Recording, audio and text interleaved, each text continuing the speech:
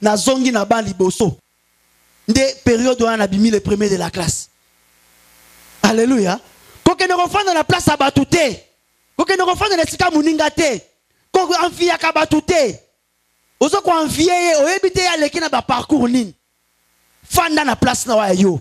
Ce qui peut place au salon monique zo simbate. Luka place wa yo eza wapi. Alléluia. Luka place wa yo eza wapi. Il faut changer. Nazo fanda na ndako moko na bandal. Kana bi na sali pa na vie na longwe na ndako ya chambre, salon, cuisine. Siko na zu ndako étage. Ndako ya bandal.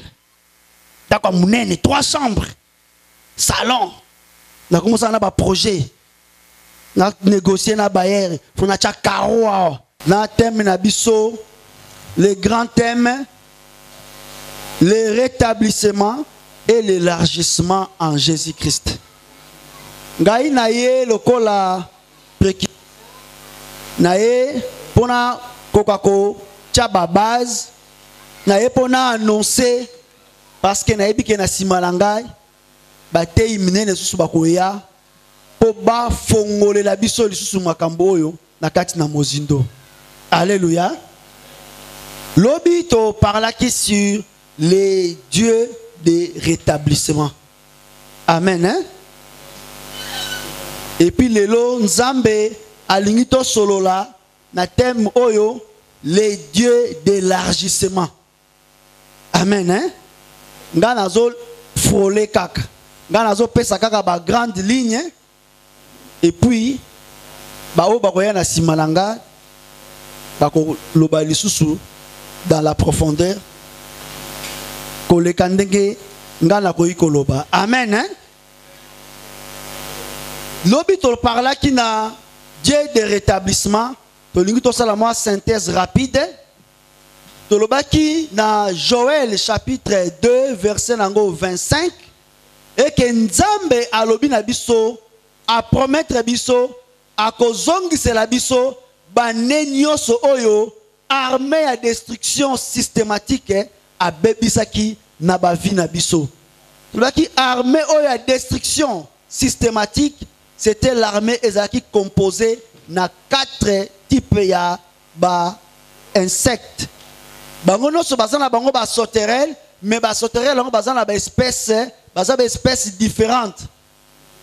Totala kike oya liboso tanga yaka ko détruire azo yaka ko bebisa ba graine. Ba bengi e gazam. Tolobaki ba graine wana eza ba don ya Saint-Esprit na bomo ina biso. Puis tolobaki don ya Saint-Esprit eza soutenu na ba fruit de l'esprit. Fruit de l'esprit, ce qui est koufi, à tous en a badon na yogoza na makasité, badon na yogoza la soutenité. Mais tu dis fruit de l'esprit, c'est l'amour. Il ne faut pas amourer à la détruire. Ce que mon beba na kati na yo, bolinge bandi ko sila, yeba ke bagazam, babandi ko détruire vi na yo. Toloba ke na ba sauterelle, bango bayaka na ba grainte, oye ko tikala na nzete, ce qui ba grain elongwe, bango bakoya bayeko détruire ba feuille. Te ba feuille wana ezalaki présence ya nzambe. Vie en nzambe parce que ma kasa ezala sa vie o ezala kati ya nzete. To baki vie ezali de Yesu Masir. Photos ngatos na présence ya nzambe. To kimaka présence en nzambe te. Petolobi si malango bango ko détruire ba feuille, bazo détruire ba branche. Ba branche ce qui va détruire yango ezali communion na biso na nzambe lezo za la détruire. Yes alobaki yazali le vrai cep et puis biso tozali ba sarma. Son père est le vigneron. Nzamba za na posa to bota. Nzamba za na posa to fuluka. Mais tango armée à destruction yaka ko détruire communion na biso na nzambe. Debi communion na nzambe etali samaka na communion pe oyo za na ngona ndeko ozomona. Ndeko aza pembeni na yo. Ce qui va détruire ma branche, si malango destruction à soukeyara, bazo détruire corps et corps c'est pour soyanzete na ba racine na yango. Tebi wane zali ko fandi sa racine est important na nzete. Po bibelobi na biso to gata nzete ba kati yango. Mais tant que misisa na eza na mabe, nzete wana eza na espoir et que kobota lisusu. Ce que zui mai et kobota lisusu. Yango ba racine na biso esengeli te bebisama. Tebi destruction ya ba racine écorce, c'est l'apostasie. Tobaki apostasie eza mibale, apostasie à doctrine. Ça dit que tozotika doctrine ya Christ, tozotika doctrine ya Yesu ya maloba o ba potre ba teyaki, tokomi kolanda maloba ya batu. Tokomi kolanda ba enseignement ya batu. Et puis tobaki pa apostasie mususu eza abandon ya foi individuelle. Okoza loza na église, o bazo teya maloba ya Nzambe ya solo, mais mutu a cause ba kambwaza nango, a cause ba problème bakute nango, ye moko a régner na Yesu. A abandonné na ye. A comme il ko vivre aya ka pe église, mais après église ça na pe na vie moko mususu vie ya immoralité. Donc makamanza me pona comme formalité. Wana eza déjà étape ya mort spirituelle. Tambola mais ça kufa na ye. Alléluia. Mais totala ki pe ke Nzambe aza Nzambe oyo asala kanini a rétablisaka. Alobi biso te toponiye. Yende mutaponi biso pe asala nini a établir biso. Donc ce qui établissement Nzambe a tche biso ndenge Nzambe tele misaki biso ndenga tonga na biso ce qui est baby sami il faut to songa ka repa na ye po yende akoki kosala nini a rétablir biso. Tolobaki ke senga to compter na grâce ya Nzambe. Parce que grâce à Nzambe nde eza capable ya ko rétablir vie na yo. Ato boka maki wapi. Ato ozala ki détruit na dimension nini. Grâce à Nzambe eza capable et rétablir yo. Ezongisa yo. To mona ki exemple ya Mephibosheth. Malga boka maki musika. Bisika balo na kate. Akoma kolia na pasi. Abuka na makolo. Depuis 5 ans. Mais un jour, après des années, ebi tango baye kozwa Mephibosheth baya na nda kwa David Mephibosheth esi abota azaki na mwana na bituni na bi oh mais muto abuka na makolo mibale abota ki ndenge nini. Alléluia. Ça dit qu'ata biloko na no stu ba BBC ata vi na eza détruit ndenge nini il y a toujours quelque chose o Nzamba tika ka esa nini ebebisa mate. Alléluia. Mephibosheth makolo ezala kite mais munokone quand même banda ko sala misune quand même banda ko sala et puis na grâce ya Nzambe a récupérer ki biloko nyos. Donc Mephibosheth abuka na makolo me afandaka na palais royal abuka na makolo asala kate mais aliaka na mesa ya roi. Mephibosheth abuka na makolo asala kate mais bato bazana babilanga bazo sala pona ye. Amen hein? C'est ça la grâce de Dieu dans notre vie. Ce qu'on continue la grâce ensemble, ce qu'on diminue sur la vie na yo, parce que Yesu ndazo la biso grâce wana. Grâce ensemble ko zongo na balabala te. Grâce ensemble ko zongo te po fandi na ndako. Grâce ensemble ko zongo te po tangi mingi. Grâce ensemble ko zongo te po na ba diplôme, po sa kitoko, to botami na famille ba pasteur te. Grâce ensemble eza en Jésus-Christ. Il faut ya pas Yesu. Il faut ndima Yesu parce que Yesu n'a inaugura année de grâce. Amen. Si ko soki oye pas Yesu yo tongi to mona ke Nzambe aza Nzambe élargissement. Aza Nzambe yo abendaka makambo koma milai. Aza Nzambe akomisaka makambo minene. Aza Nzambe avimbisaka makambo. Aza Nzambe oyo multipliaka makambo. Aza Nzambe yo atombolaka. Amen hein? Donc élargissement, j'espère, ce n'est pas un mot difficile pour nous expliquer. Amen hein? Maintenant, Nzambe élargissement, ça dit que Nzambe yo asalaka ke ba limite pusana. Nzambe asalaka ke makambu e yasusu minene. To telemi to tanga verset na biso de base na Deutéronome chapitre 1 verset nango 6. Occupé ko noter 2 Rois chapitre 6 le premier verset mais toujours tanga Deutéronome. Deutéronome chapitre 1, le verset 6. 6 à 7. Hein? Nous lisons au nom de Jésus. L'Éternel notre Dieu nous a parlé à Horeb en disant: vous avez assez demeuré dans cette montagne. Tournez-vous et partez. Allez à la montagne des Amoréens et dans tous les voisinages, dans la plaine, sur la montagne, dans la vallée, dans le midi, sur la côte de la mer, au pays des Cananéens et au Liban, jusqu'au grand fleuve, au fleuve d'Euphrate. Alléluia. Amen. Tofandi tobeteli loba nzambe maboko. Awa bana Israël babimi na boumbu. Kobima na bango na boumbu, babimi na Égypte, eza lenge moko pe biso to sa nini, to ndimi Yesu, to bimi na mokili. Kolanda Yesu, to zo engagement to landa Yesu. Bango batamboli na kati ya désert. Batamboli ba évoluer, Bible lobi na biso 40 ans après. Bukomusu bafandi. To ba mesala na bango na désert. Bakoma kolia man, misuni, mapa ezo kita. Na kati ya désert. Mabanga ezo bimisela bango mai. Ah, bana Israël ba sepeli. Babi au moins, to na Égypte. Fimbu ya Pharaon, eza sous kolanda bisote. Mais baso continuer pas sous progresser. Maintenant un jour, Dieu se décida, aye, alabina bango, bino bana Israël, vous avez assez demeuré sur cette montagne. Alléluia. Talan nzambe sma. Tongwa le pokwa lelo, nzamba linga yebisanga na yoke, tu as assez demeuré na situation zanango. Alléluia. Tu as assez demeuré na etawana. Tu as assez demeuré na problème yozanango. Tu as assez demeuré na sikawana. Bien-aimé, Nzambe aza contre statico. Nzambe aza contre manque ya progrès. Nzambe aza contre kozanga kokende liboso. Nzambe aza contre bato ba telemi esika moko. Nzambe azali contre vina yo oyo zanango lelo. Yango na vie ozalaki na ngwa ne passé, yango na vie ozalaki na ngwa ne écoulé, yango na vie batu ba yebi yo, batu bazo voyager, bazo zonga, bazo kutoka ndengo ozalaki. Alléluia. Yango nzamba linga yebisa biso, il est le Dieu d'élargissement. Tu as assez demeuré na situation wana. Situation na yo wana nzamba yebi yango. Problème na yo nzamba yebi yango. Ba problème na biso nzambe ayebi yango.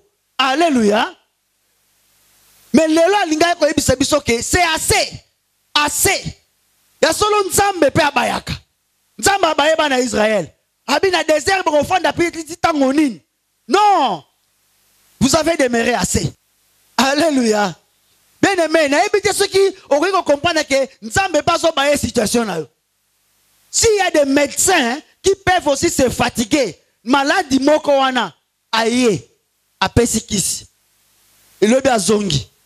Situation zaka abongo a changé kisi. Situation zaka abongo a docteur akolemba. Alléluia. Docteur akolemba. Enseignant lelo atangisi mwana oyo apesi méthode oyo. Lobi azongi abandeli ka même problème. Lobi azongi mais mwana oyo azoyeba kaka te. Azo comprendre kaka te. L'enseignant va se fatiguer. Alléluia. L'enseignant va se fatiguer. Yango nzambe pe lokola akela biso na lolenge na ye ne lilingi na ye bien aimé ba réaction biso to mona ka batu to salaka. Il arrive aussi que Dieu puisse avoir les mêmes réactions. Alléluia.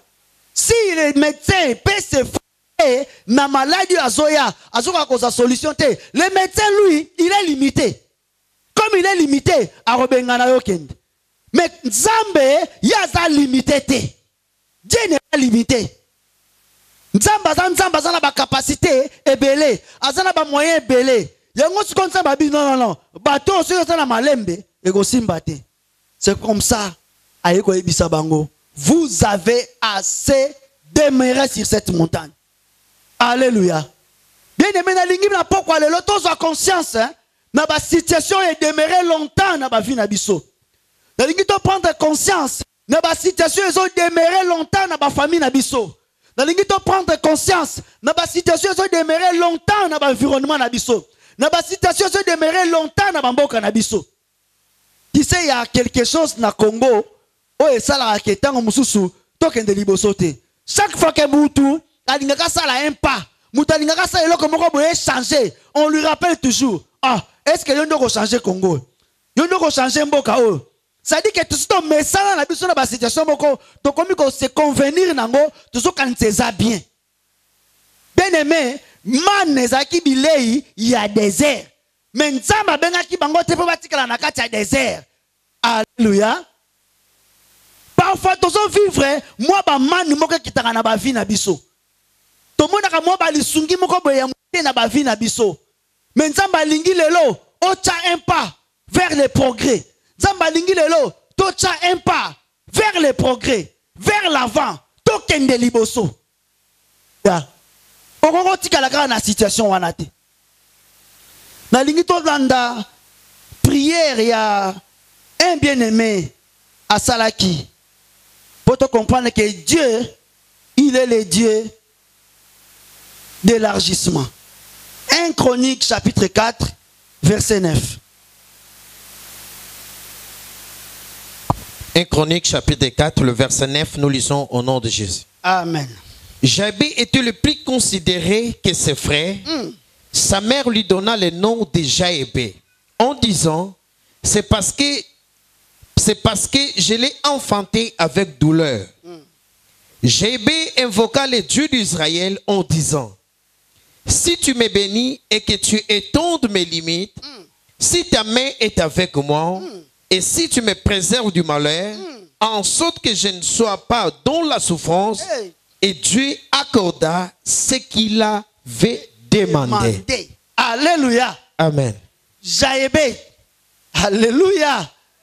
Bien aimé, et ça n'a pas tout expérimenté Dieu l'élargissement. Bien aimé, Jaébé babota qui est dans la douleur. Babota il n'a pas. Abota mi na passe. Mais oyebi mono babota kana passe. Mono zu na passe. Dans la douleur oyo na lingité na kota na exégèse belena bana oluka le mot la racine c'était quel genre de douleur. Mais na lingi au moins na seulement contextualisant na temps na biso. Ça dit que mono baboti na douleur. Peut-être il kozala ke maman ya botaki et puis ma bota na ye katani. Et puis si malanga badi ko luka na bota lisusu na bota lisusu ake pa ba médecin a dépassé mbongo. Alléluia. Alandi ba traitement, peut-être ba sali na opération. Et puis un jour, aboti mona na ye Jaébé. Habite fona pese kombo Jaébé, je l'ai eu dans la douleur. Bien aimé, les choses que nous recevons dans la douleur, parfois to komaka na souci, to komaka ko banga to perdre yango. Donc babi que même Jaébé oyo azalaki le plus considéré de ses frères parce que bazwa na passe. Ozakana mutu musu soloba, omoni mwa mutu ba kola sungiye, ozimwa mutu kano ya passe. Hey mutu kawana ya passe donc zolengela yango, ozobatela yango.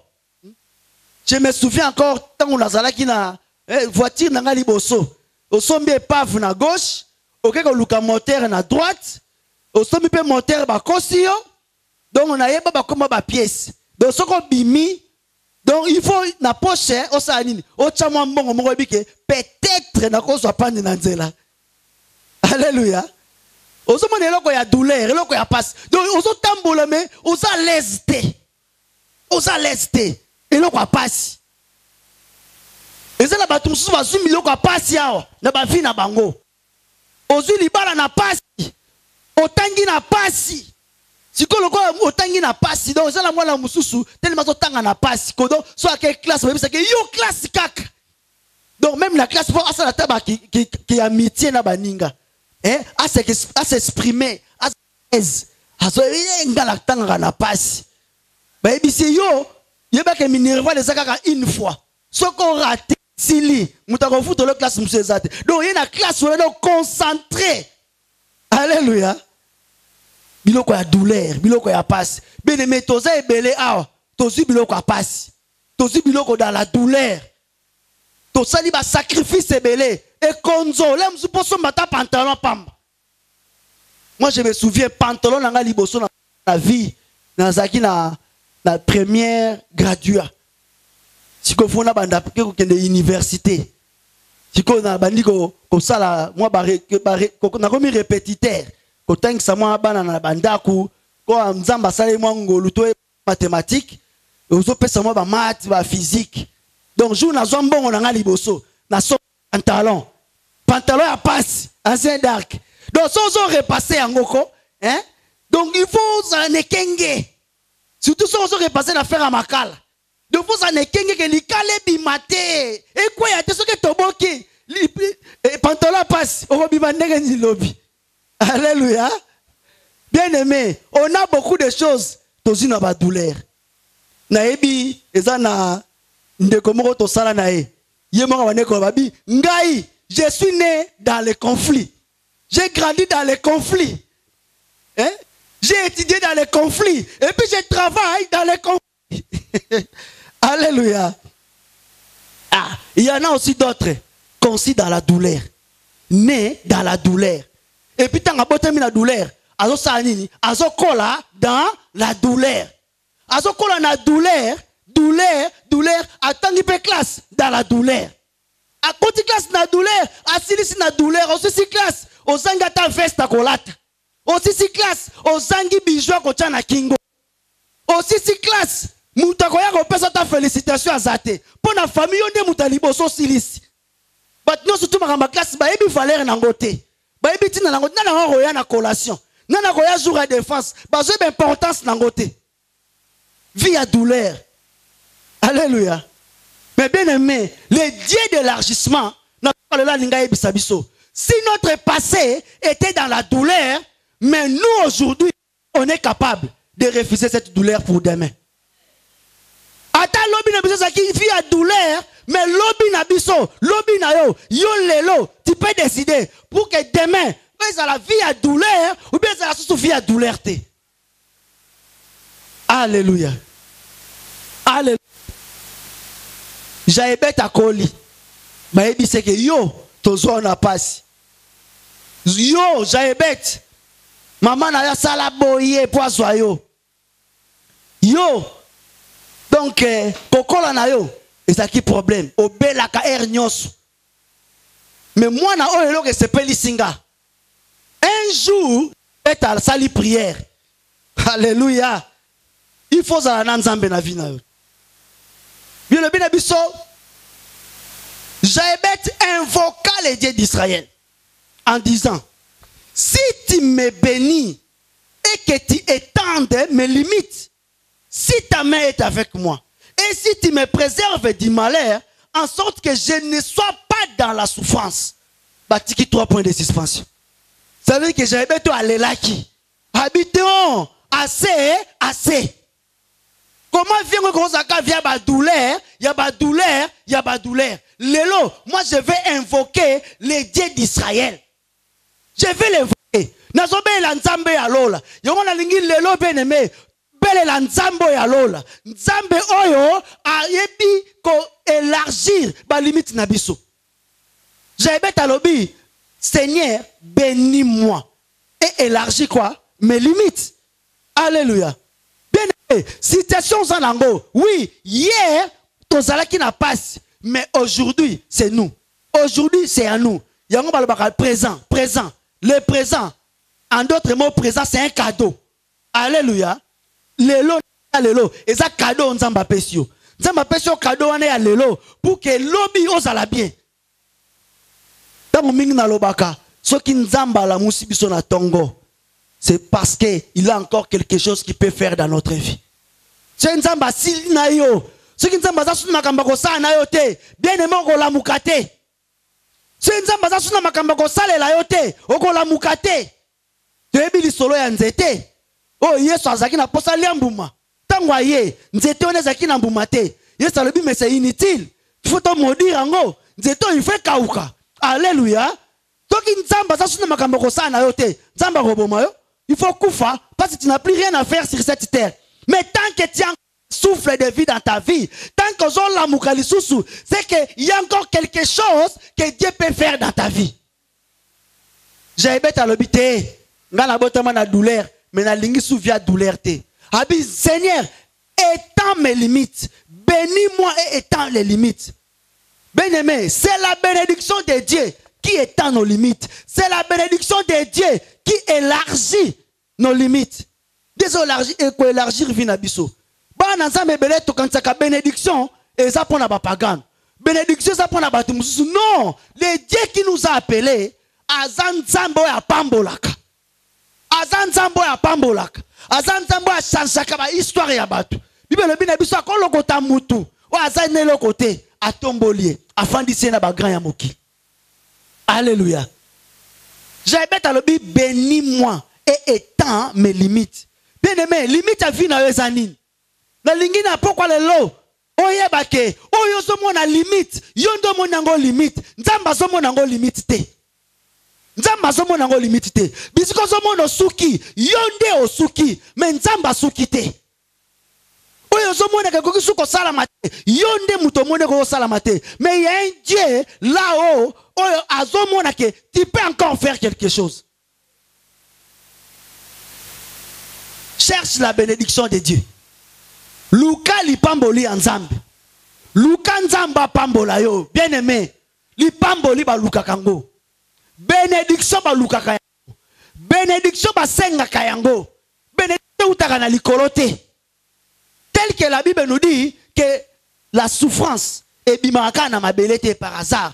De même aussi, la bénédiction ne sort pas du hasard comme ça. Tofandi no kabo e parle, vino e pambolami. Non. Quelque part, il y a quelque part un Dieu qui bénit. Et puis, Bible dit que si lui te bénit, il te bénit vraiment. Et puis, bénédiction est qu'on enrichir yo. Et puis, chagrin qu'on y a na simate. Et c'est que toi, Bakoluka, cette bénédiction-là. Et puis, toi, Nzambe a étendre ma limite. Nzamba a étendre ma limite. Mais Nzamba a étendre limite, ni ceux qui ont ma limite na haute. Bien aimé, ceux qui n'a vu na yo, au monde à makambu moko zonga air nyoso. Ozana makambo zo ko dépasser te. Il faut y pas Nzambe. Il faut béler Nzambe. Alléluia. Faut y bisa Nzambe. Seigneur, je dois franchir ces pas. Je dois franchir cette limite. Il faut na le kayango. Il faut na le kayango.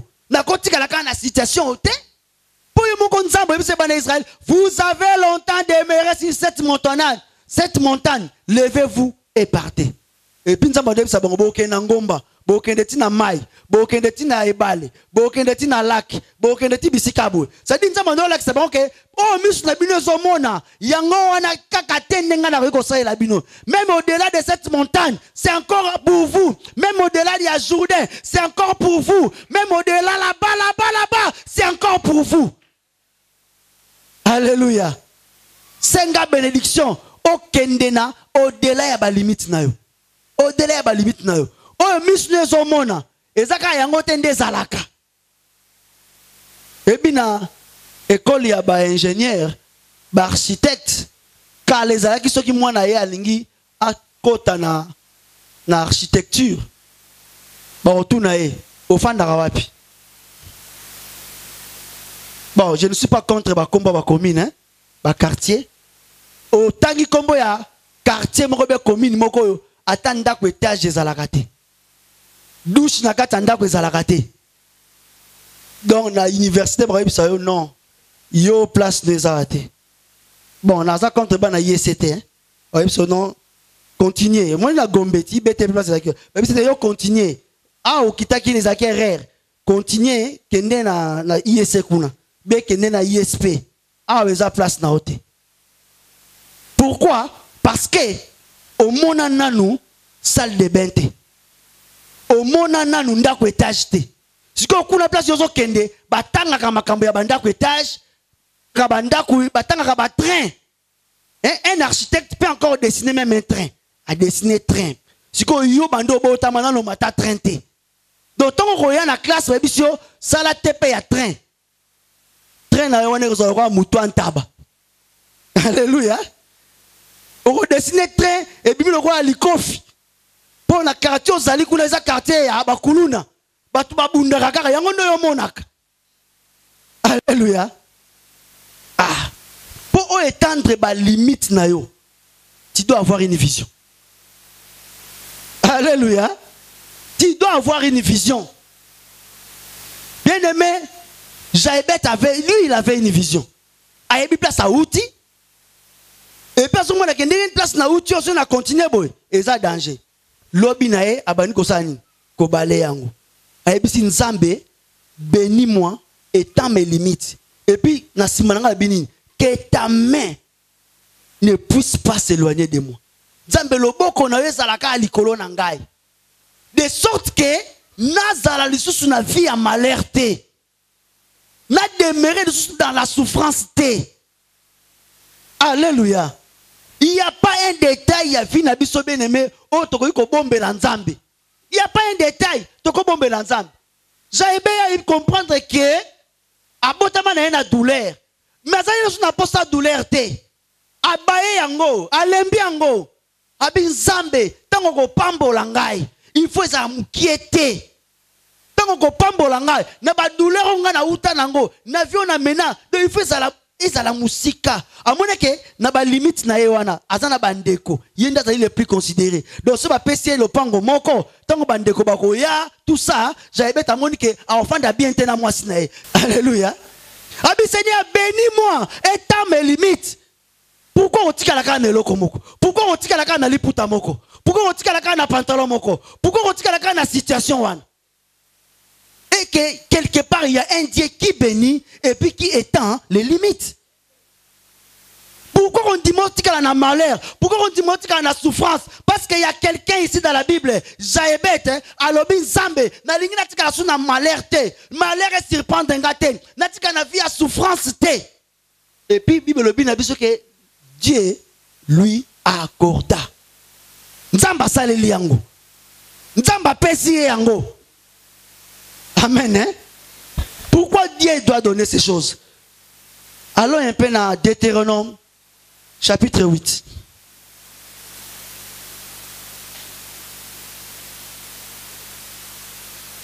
Deutéronome chapitre 8, à partir du deuxième verset, je vais lire rapidement.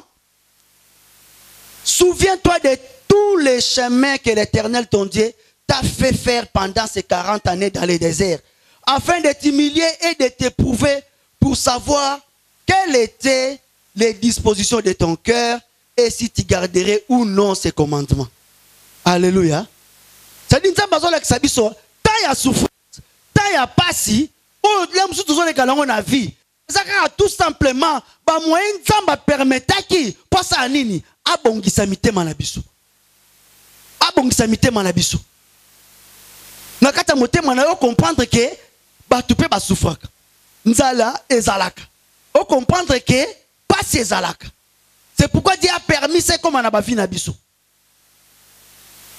Et puis le Seigneur continue à dire, il t'a humilié, il t'a fait souffrir de la faim et il t'a nourri de la manne que tu ne connaissais pas et que n'avait pas connu tes pères, afin de t'apprendre que l'homme ne vit pas de pain seulement, mais que l'homme vit de tout ce qui sort de la bouche éternelle. Donc, quand il y a souffrance, quand il y a colère, quand il y a passe, quand il y a situation difficile, Nzambe posa na ezali te kamona ko ozole loti kalo mesala nango. Non, Nzambe azolinga tout simplement comprendre que tu dois commencer à vivre au dépend de lui. Au dépend de lui. Au dépend. Amen. Hein? Je vais sauter Nazui le 9e verset. Non, on peut commencer dans 8. Pays de froment, d'orge, de vignes, de figuiers et de grenadiers, pays d'oliviers et de miel, pays où tu mangeras du pain avec abondance, où tu ne manqueras de rien, pays où les pierres sont du fer et des montagnes duquel tu tailleras les reins. Alléluia. Ça dit que tant qu'on a kata pasi, nzamba taille mitema na biso, nzamba bongisi babu moina biso, nzamba zola kabiso ke place azo mema biso, eza bisika oyo tu mangeras dans l'abondance. Alléluia. Nzambe azome mabiso na abondance. Nzambe azome mabiso na kata bénédiction. Yango balobi na biso l'année de rétablissement et d'élargissement. Alléluia. Il faut croire na maloba oyo. Et c'est na croire na maloba oyo que Nzambe na bakamolos na moni betapo na leki nango na vie. Ezape na tango Nzambe ninga sa nini asepelisa ngai. Abimboko azome mabiso ezamboka ya abondance. Alléluia. Mais Seigneur alobi, garde-toi d'oublier l'Éternel ton Dieu. C'est-à-dire que passe notre zomona. Et ça pour que mukolo nzamba opambola biso. Tant nzamba futa biso, mitema na biso e longwa liboso ya nzambe te. Yoka solo comme kitoko nzamba. Le Dieu d'élargissement. Abi, garde-toi d'oublier l'Éternel, ton Dieu, au point de ne pas observer ses commandements, ses ordonnances et ses lois que je t'ai prescrits aujourd'hui. Lorsque tu mangeras et te rassasieras, lorsque tu bâtiras et habiteras de belles maisons, lorsque tu verras multiplier ton gros et ton menu bétail, s'augmenter ton argent et ton or, s'accroître tout ce qui est à toi. Alléluia. Voilà le Dieu d'élargissement. Nzambe élargissement, azanzamba lobi que tu bâtiras et tu habiteras de belles maisons. Alléluia. Donc bandaka kitoko, il fait à l'aspiration là. Il fait à la vision là. Il faut croire que Dieu peut te donner ça. Il faut croire que nzamba ko la leçon ndako bien. Il faut dire que nzamba ko matcho na mutuka ya bien. O matite parce que sengaki mais ça ya yo. Alléluia. Vio ya bien, on a bien aimé. Et ça, vi kaka te photo c'est analola. Mosai na sa moka lobi, vinyoso yangoyo. Vinyoso yangoyo. Na lola, kuna tokola taka pembe. Alléluia. O ba cravate blebu. Ba croisé, na lola ezate. Alléluia. Na lola eza pele ya pembe. Na lola eza makambuya. Donc fandi kuna teo na ina tonganda kuna Yesu abaki na kebo bomusela bino bisika. Alléluia. Akeba bomusela biso bisika. Yuka lola okeno kotongani. Okeno tongani. Tokeno tongani. Kasa kotongani eza awa. Kasa kolata eza awa. Kasa kotambola na mituka eza nde awa. Kasa ko voyager eza nde awa. Alléluia. Zabalobi, tu bâtiras des maisons et puis tu habiteras des belles maisons. Attends, nous sommes en Anda, nous allons rater. Nous sommes en Anda pour ceux qui voulaient bandits pour des Katani. Alléluia. Mais il faut croire que ton Dieu, c'est un Dieu qui te promet que tu feras quoi? Tu bâtiras et tu habiteras une belle maison. Alléluia. Et dans nous allons on a venu le fils vers ma place. Ceux qui sont nés 80 combien on a eu des grands boules en mauvais bêta. Maï va nous voir. Maï va nous porter la barbe. Elle va nous offrir la forme. Donc, quand on a vu ça, il s'est mis sur la fenêtre. Donc, il la fenêtre. Donc, qui dit que on va battre ma boule à l'église qui m'a dit que c'est un magasin qui t'envoie. Alléluia. Ah. Mais un jour, la femme dit, il va venir en voyage. Il a dit, alors, il va vous dire comme il a dit, vous là, merci. Donc, vous va voisin, qui dit, vous là, va ta maman. Non, il y a de l'enregistrement. Parce que vous qui m'a boule, va te faire la taille. Alléluia. Puisqu'on m'a appelé, qui me boule. Parce que moi, je continue à nappe. Pour ma valise. Mais je ne vais pas vous qui m'a boule pas dans l'ail. Dieu de l'élargissement. Alléluia. Pourquoi on a raté? Pourquoi on a raté? On a vu l'eau. Et ça tourne. Tu as fait tourner Soya. Ça m'a dit, il habitera les belles maisons. Il va multiplier tes bénis, tes gros bétails. Nous avons une maison sale. Mais ça, ça m'a multiplié à moi. Ça m'a multiplié à moi. Il est capable de le faire. Ça m'a dit, il augmentera même ton argent. Alléluia. Comment ça a 2 ans de salaire moko? Non. Alléluia. Normalement, il faut aussi là-bas. Chaque année, dans le jour il y a anniversaire, il y a contrat na yo, on t'augmente au moins 2 à 3%. Alléluia. Moi 2 à 3% salaire no baba qui c'est lié. So il peut ça qui na performance il y a bien. Ça dit qu'au travail qui bien, l'objectif il y a néwana au triangle. Même sur moi 3%. Donc moi il na néwana ça no baki même sur ta 5-6% à ça. Alléluia. Ah, attends, Dieu d'élargissement. Il faut que c'est la rappel au salaire. Alléluia. Il faut bakisela bango pe salaire. Donc no lingi ayo nzamba bakisa, mais ya baningo so bakisa te. Ya baningo so bakisa te, il faut bakisa bato. Otinda ki muto ebi c'est bon, musala na pesi yo na repesa yo $10. Tant que pasali musala ngwe sili, o sepeli na musala ngeza kitoko, o pesi $10, obi bon na bakisa li ope nini? Moi 2000 francs yo futa transport. Alléluia. Bilobi bako mesurer yo, quand na mesure yo saka nini? O mesure baninga. Yo lingi nzambe a élargir yo, yo soko élargir baninga te. Alléluia. À mon ascendaka, alors signaler pasteur, il faut augmenter. Pasteur, il faut augmenter, perdien. Nzamba pambola. Nzamba bi a multiplier mbongo na yo. Il faut mbongo e mat. Alléluia. Mais dans tout ça nzamba lobi ko bossa na eti.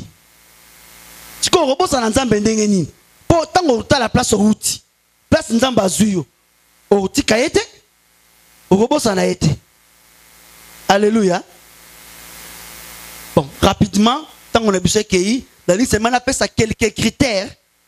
Il y a élargissement. Comme ça, tout.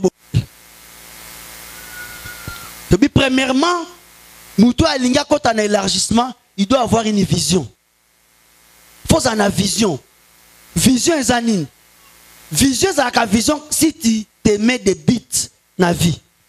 Il faut avoir des bits dans la vie. Au vivaraté car non, au lali au lamuki, au sepeli, au lié, au lati, au bimi au zongi. La vie ne consiste pas seulement à manger. La vie ne consiste pas seulement à se vêtir. Alléluia. Biso ba congolais to lingi kolata. Na poto ba reconnaître ka congolais ka na kolata. Na ba ka mususu, même en Afrique, hein, j'ai travaillé avec un Guinéen. Jour ayaka a commis à Betty veste. Ce qu'on veste dans moi Betty, hein? Bon, vous comprenez, hein? Tant on a bien Betty, donc alati. Alati moi veste na alata kibi. Mais tant a commis, ya zo mona la bi ki non na kepa ba congolais. Ba congolais ba linga kolata. Mais nous on s'attendait que non, comme il y a ça ouest africain, faut y la biso bazin riche. Mais il y a le bité ba congolais la tif. Ce qu'on fait c'est moi la taki. Ah. Alléluia. Si quoi comprendre mais si kango ba tango ba yaka na ba jean, ba yaka na ba tricot parce que ça li kambuya style kizengi. Hein? Et bien misala ya style kizengi. Donc ceux qui ont là ta bien mingi ba longolo musala. Ba bio ayi ba kambong. Alléluia. Ah, zomo na biso ba congolais ne tozala. Ko investir mbongo na yo kana kolata te. Alléluia. Ko investir mbongo na yo kana kolia te.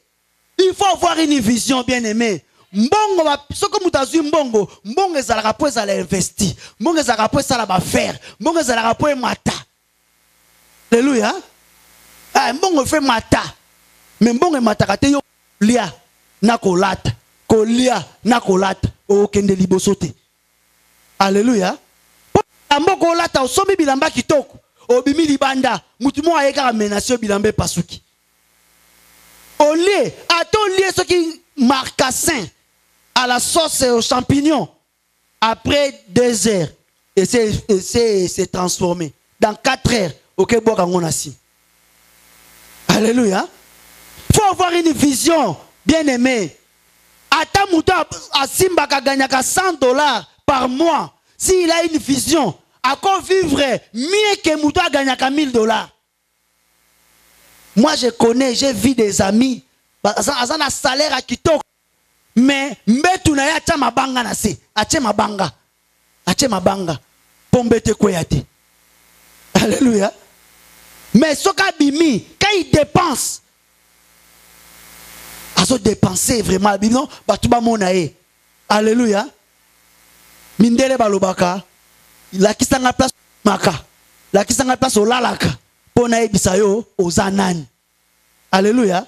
Faut mieux ça mutumba mona kaona coupé. Ba mona kaona tricot kaka. Mais jour mutaye pana yo, atali kuna yo, atali makambo tena kata nda kuna yo, apesi yo loboko. Abina yo, yo kosaka biso eh. Alléluia. que mutu babanga kayo o betaka kitoko ba veste à chair biloko à chair mais tant ba yota la place au lalaka toko taninga kota nanda ki fa pam. Alléluia. C'est que osa un insensé. Tu n'as pas une vision pour ta vie. Alléluia. Nzamba bi toko lia toko tonde. Ma bi pe toko sa nini toko tonga. Toko la na banda kwa bien, mbongo na biso que c'est multiplié. Donc ne limite pas ta vie seulement au manger. Ne limite pas ta vie seulement à makolata. Alléluia. Donc mi pe sa ba biti yomoko. Et puis il faut accepter d'affronter les difficultés. Olingi Nzamba élargir yo bien-aimé. Accepte d'affronter les difficultés. N'a l'obité que on dit ma difficulté. Non, c'est deux choses différentes. Qu'on dit ma difficulté, c'est une chose. Mais affronter les difficultés, c'est une autre chose. Affronter les difficultés. Et là, qui c'est que difficulté y est. On dit miango, mais on le dit que écotique à la tête. N'a qu'à ta difficulté, on a tu cherches des voies et moyens pour bim. Alléluia. Même Nzamba emoka lobi, même la tentation, ce qui est et koleka on a ma capacité. Avec la tentation, Dieu permettra et préparera des moyens pour te faire sortir vainqueur. Alléluia. Dans la situation aux anango, il faut que sambe la kanzambe, il faut que tu na kanzambe, il faut que voies et moyens. Bible le bina biso la muki na tongo, le boko na yo esimba na gauche, esimba na droite, lona na gauche, lona na droite. C'est ça, affronter les difficultés. Alléluia. Ne pas se décourager de répéter encore si on est sûr qu'on est avec Dieu. Alléluia. Olingo ça l'élargit, bien aimé. Colombate, même maintenant si on a choix qu'il est là, si tu es sûr que tu es avec Dieu, bandela lisusu. Bandela lisusu. De Konangai Kali, frère, as évangéliste dans Johannesburg. C'est un frère, c'est aussi un ami. Alléluia. Moi, j'ai présenté l'année wana na Zwin, dans l'examen d'État. Yé année au Elandi a présenté à Zuité. Année ami balé, na qu'est-ce que tu as na publication. Voilà, tant ils ont mis dans journal. To qu'est-ce dans magasin à Zuité. Toujours zonga vraiment na yoki mawa. Découragé. Et quelques mois après, m'a dit mes frères Kali, Osawapi, Abia, Dédé, Yabenga, docteur Nganzali, c'est là ton coup à Napo, on a qu'un le cours. T'as dit, ok, cours nini, Abino, na bandelité, na bandeli. Alléluia. Abandele pour la troisième fois. Et puis la troisième fois, on a soit 73%. Alléluia. Faut pas avoir peur de répéter. Bien aimé, échec, ça existe. Échec et zalaka. Même moi, Nzambe, tu peux échouer aujourd'hui. Mais ne demeure pas dans cet échec. Ndiba qu'on répète. Ndiba qu'on bandela. Dieu élargissement.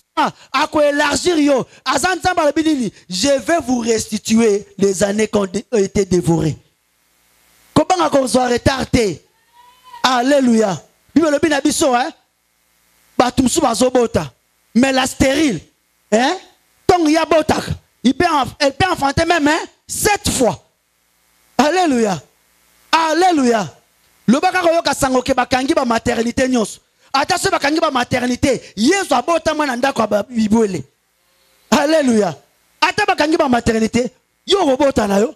Po bota ka est-ce qu'il faut qu'il y ait une maternité? Alléluia. Ah, ne refuse pas les difficultés, mais il faut qu'on affronte yango. Un témoignage. Si on vit dans la difficulté, on va témoigner. Il faut savoir aussi analyser son environnement.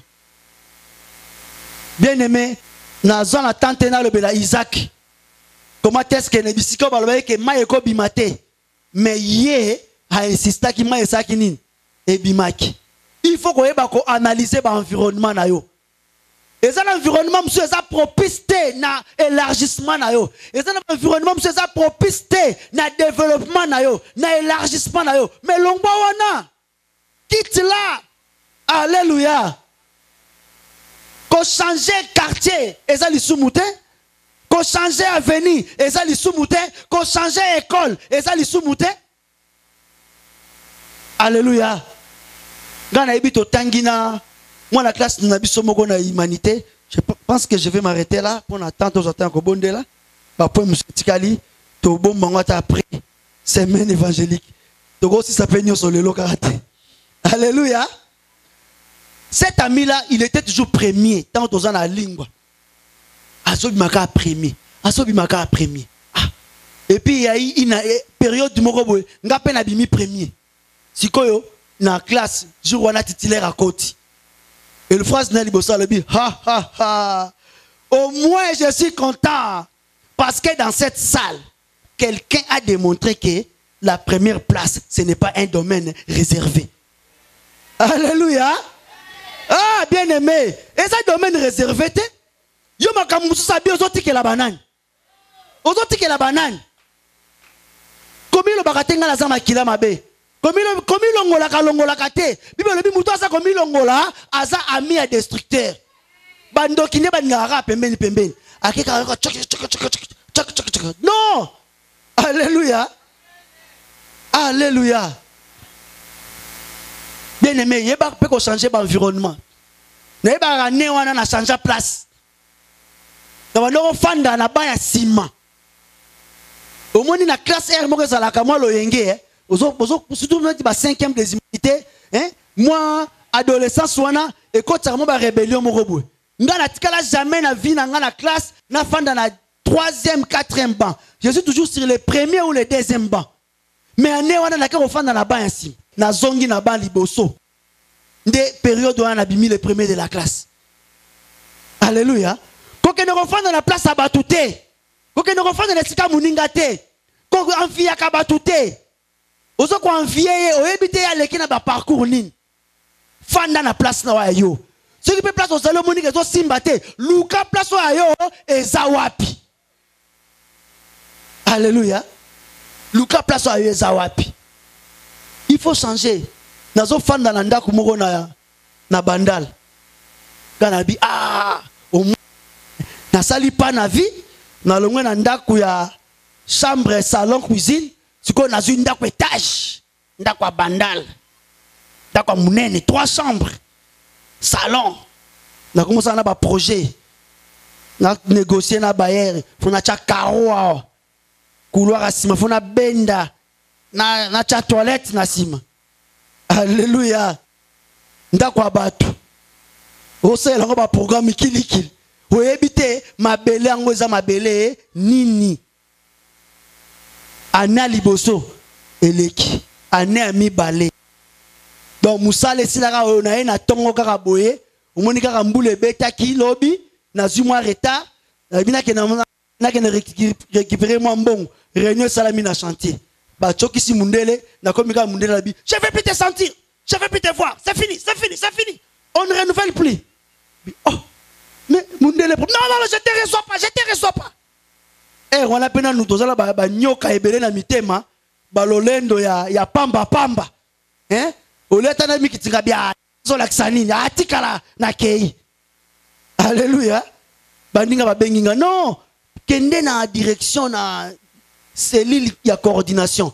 Va te plaindre là-bas. Ah, osa balolendo apamba, zela pe loezo zero na fin du mois. Comme na fin du mois, ah bon, papa bon, toyo kana, je paye. Comme dans un foot à 150, bon on paye à 100, au longoli 50, hein, na compte ya garantie. Je connais na zoe bâtisse ma côté singa na processus ya armée à destruction systématique. Le pango bino bokoti ndako yo fandi pasteur mo azaka pasteur wana akoma ofanda la porte le pango na coupé na lipap abima makolo ayaka ona mituka mabima na makolo avant pasteur wana avocat moko azalaka wana akoma ofanda na coupé ka place oyo telemia. Alléluia. Gabi, boy. Ce qui est environnement, on est propice pour le développement. Quittez. Nzamba zaki na posa pambo la Abraham. Ah, na yo kota na mate ya batu pamba. Alléluia. Mais nzambe ayebisi Abraham, bima. Eza kuna te nzambe na opambola. Il y a des endroits où ils bien pour la bénédiction, il y a aussi des endroits où ils bien pour le pambouam. Garantie banjo kitako, tu as la moitié garantie. Ah, moi cause a teti pe na vie, na makamba bien, eza malam, kabi rien. Nga garantie nanga et aussi la te. To bandi recherche. Et puis bayo episa ngo ndako moko eza na ipen. Ndako eza na ipen. Donc afina na zolo ngwa la bandal. Bandal c'est Paris. Bandal c'est Paris. Na kende na ipen musika kuna. Mais tant on a tali que mais naza na difficulté à refuta ndako à Paris yango bandal c'est Paris. Si on a négocié à chaque mois que na futa 100, balongo la 50, et comme nazo quand même qu'on paie ça 100. Oh ndako ipen eza 100. Donc na kende kuna. Alléluia. Ndako ipen babi garantie 3 mois. 3 mois on est à $300. Si quoi Luca $300. Alléluia. Donc il a fallu prier. Donc na bonde la ko autant nous sommes nos retraites de kota kana ancien dark ba mama lorwana. Donc au côté zo le la zo sambela nzambe. Nzambe na ko so $300 wapi ngana na bimananda ko. Mbongo no se rosil. Bis na zaki nango et ça la kaka du 1er jusqu'au 15. Mbongo ya di 15 au 20 et ça pona et réparer ba pani nyonso akoya nango. Si comme mbongo ya le 20 ti le 25 et ça pour foutre loyer. Loyer ce koya obundo ko si 100 na bande ko foutre pour bayera 4 à 50. Au sommi moi ça ka fufu, ma fouta et puis mbongo esil. Et puis le premier bandeli soit 0. Si comme pour nazoli na ko changer environnement te, nzamba ke simba mutema ya chauffeur a kimina bis. Une semaine azonga kate. Alléluia. Bien-aimé, vie à souffrance, vie à malheur, et ça bien té. Faut que boy yango. Il faut nzamba élargir yo. Souffrance est à souter. Malheur est à la té. Ce qui passe mais aux en la ressource pour résoudre ces problèmes-là. Ah, na destiné rien na zo bima. Le jour où on a bima, na lali pongi na ipen. Ah, papa William a raison que na ipen. Alléluia. Mou pepo vous pouvez pas bien ngungazate. Est-ce que et puis moi langa muke à marswal ngungazate nazola la boy na lala kana ndako wana nui moko na tongo na zongi na ndako bandal na longolelo kwa suka na chaki na plafond le téléphone sonna. Téléphone sonné. Alléluia. Nzamba yo ki prière. Nzamba bi bénédiction na ezala ki awate ezaki na sikoyote. Donc na zumusala na kei makamno super fungwami. Amen. Hein? Donc pourquoi lelo tolobi que Dieu nous dit tu as assez demeuré na situation wana. Tellement ça nini au avancer. Tellement au kende, tellement au progresser. Zambazan a besoin de progrès na biso. Zambazan a besoin ya avancement ya vie na biso. Zambazan a besoin de ça la paix un pas na vie. Na zongi na ban liboso. Des périodes où on a bimi les premiers de la classe. Alléluia. Quand on refait dans la place à batouté. Quand on refait dans la sika muningate. Quand on vient à batouté. Ozo ko envier o ebité ya leki na ba parcours nini. Fanda na place na wa yo. Ce qui peut place au salon monique zo simbate. Luka place wa yo eza wapi. Alléluia. Luka place wa yo eza wapi. Il faut changer. Nazo fanda na ndako moko na bandal. Kana bi na sali pa na vie na longwe na ndako ya chambre, salon, cuisine. Si on a une ndako étage, ndako à bandal, ndako à munene, 3 chambres, salon. On a commencé à avoir un projet, on a négocié na bailleur, on a tcha carreau,